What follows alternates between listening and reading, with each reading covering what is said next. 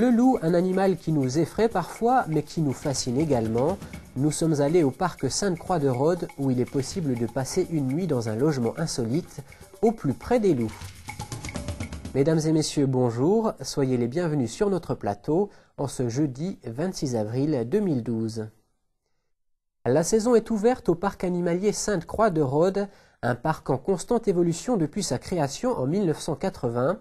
2012, ce sont de nouvelles muséographies, de nouveaux points d'observation et l'occasion de dormir au cœur du parc et au plus près des animaux, dans l'un des hébergements insolites du parc, qui depuis 2010 connaissent un énorme succès. Un magazine proposé par Grégory Sebag.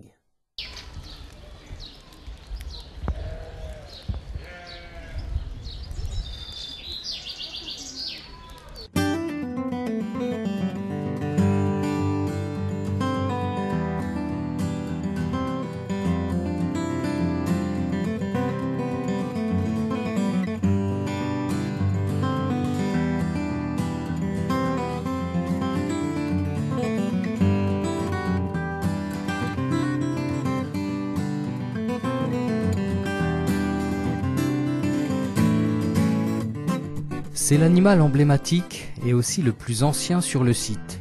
Dès 1980, date de la création du parc animalier de Sainte-Croix à Rhodes, près de Sarrebourg, le cerf y est présent et s'y promène en semi-liberté. Aujourd'hui, c'est lui qui vous invite à venir le rencontrer sur son territoire.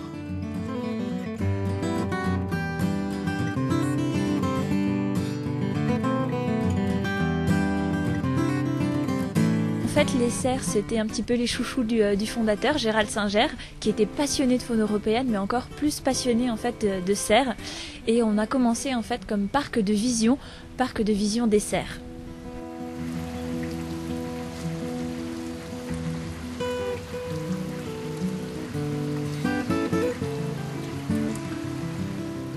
Une harde d'une soixantaine de cervidés, 20 cerfs et 40 biches, et puis d'autres animaux qui sont à leur tour venus peupler le parc. Les loups gris, les lynx, les loups blancs ou les ours, des animaux d'Europe pour la plupart, c'est la particularité du parc. Loin du zoo et de ses cages, ce sont des forêts, des prairies et des étangs que le visiteur parcourt, et il lui faudra parfois faire preuve d'un peu de patience avant de pouvoir apercevoir certains animaux à partir des sentiers découvertes ou des points d'observation. Alors c'est un parc un petit peu atypique parce que nous essayons d'avoir le moins de contact possible avec les animaux, de laisser faire la nature à son rythme.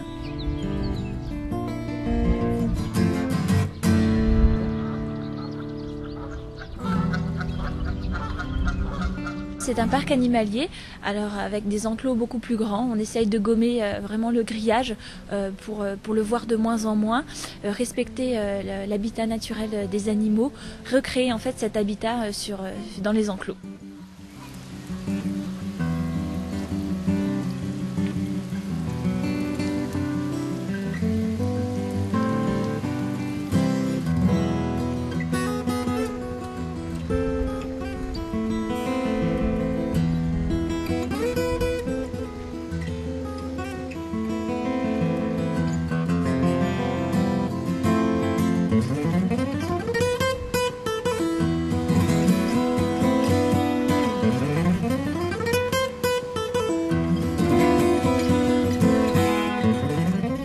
« 32 ans après sa création, le parc animalier de Sainte-Croix est devenu le premier parc de faune européenne en France, avec 1500 animaux issus de 100 espèces différentes, sur 120 hectares de nature préservée.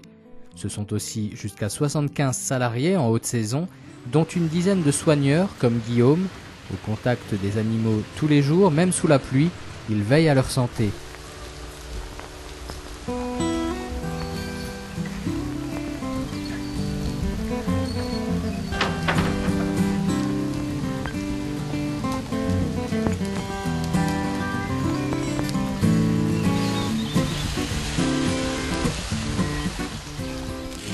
Ça serait un peu le matin tout ce qui est nourrissage, contrôle de la santé des animaux, contrôle des clôtures, surveiller qu'ils soient bien en sécurité par rapport à leurs prédateurs pour ceux qui en ont. Donc c'est vraiment un suivi général de la santé de tous les animaux. Donc l'après-midi aussi, lorsqu'on passe devant les enclos, on regarde, on contrôle toujours un œil de surveillance. Mais ça serait plus aussi l'après-midi des travaux, rénovation et sécurisation aussi du public, il ne faut pas l'oublier.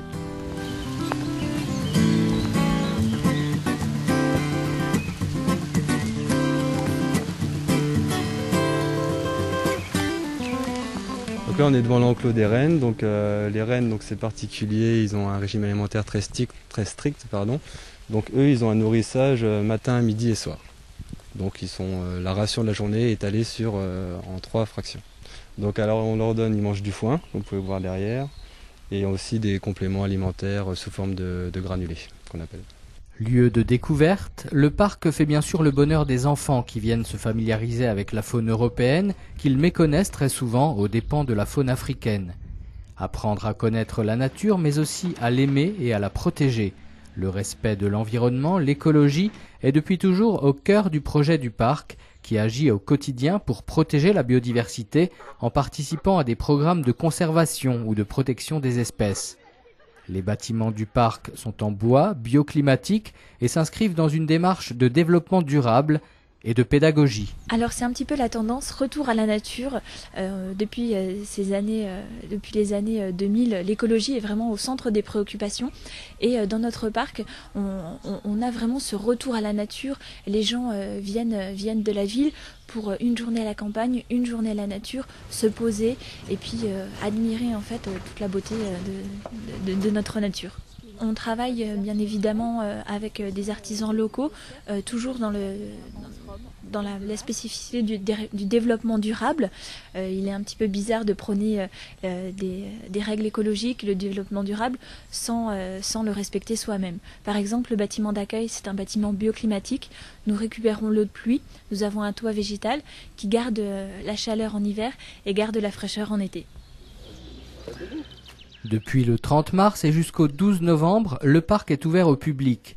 La saison ne fait que démarrer, mais en 2011, ce sont 245 000 visiteurs qui ont été accueillis, dont 1 sur 2 est un enfant.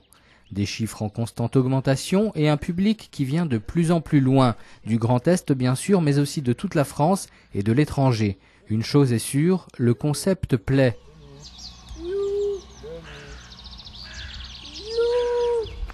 On a trouvé des tracts dans un magasin et puis on aime bien les animaux, donc on a décidé de venir parce que puis c'est beau ici. Ils sont en liberté, oui, c'est magnifique. Ouais, c'est pas pareil, ils ont plus de place ici que dans un zoo, c'est beaucoup mieux.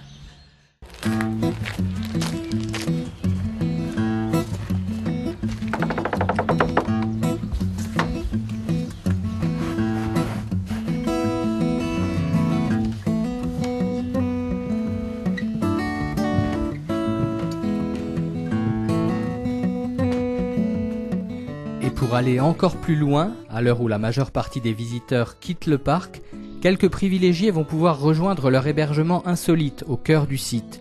Cabane dans les arbres, safari lodge, yourte mongole, un type d'hébergement très à la mode mais qui prend une dimension unique ici, au cœur du parc animalier. Le plus prisé, c'est sans doute celui-ci, la tanière des loups gris. Je pense que les gens ont besoin de vivre des expériences, ils sont prêts à dépenser de l'argent pour vivre ces expériences-là, et nous sommes vraiment dans un retour au plaisir simple. Il n'y a pas de superficiel ici, vous avez la nature, les animaux et des hébergements qui sont construits selon des méthodes de développement durable et des méthodes écologiques, et sans la télé, sans les moyens de technologie moderne, on va vivre à un instant, un séjour, une nuitée, et nous allons retrouver des instincts naturels, des instincts de plaisir simples. Et je crois que c'est ça qui fait plaisir aux gens, c'est de redécouvrir en fait ces plaisirs simples de la vie.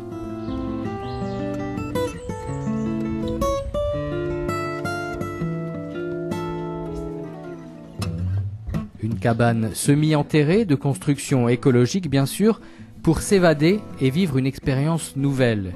Le soir venu, des bruits du parc et de ses visiteurs, il ne restera plus que ceux de la nature, le brame du cerf ou le hurlement des loups. Et vous pourriez même vous retrouver nez à nez avec ces animaux mythiques et fascinants. De votre hébergement ou de votre terrasse, vous avez une vue directe sur l'enclos sur la meute de loups. Nous appelons ça vivre un face-à-face avec l'animal. Et d'ailleurs, on se demande qui observe qui. Le loup sûrement observe beaucoup plus les visiteurs qui viennent que les visiteurs eux-mêmes.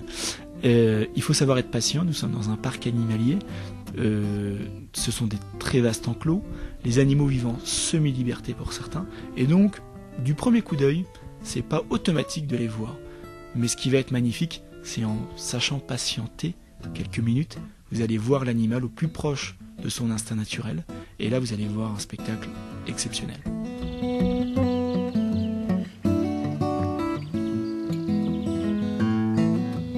Un autre rapport au temps, un autre rapport à la nature du parc animalier de Sainte-Croix. Après 2 ans d'exploitation, cette nouveauté a déjà attiré plus de 8000 personnes. Les 11 hébergements insolites du site sont pour la plupart déjà complets pour l'année à venir, surtout ceux qui font face aux loups. Pour réserver ou vous renseigner sur toutes les activités et toutes les nouveautés proposées par le parc, pensez à visiter le site internet www.parcsaintecroix.com.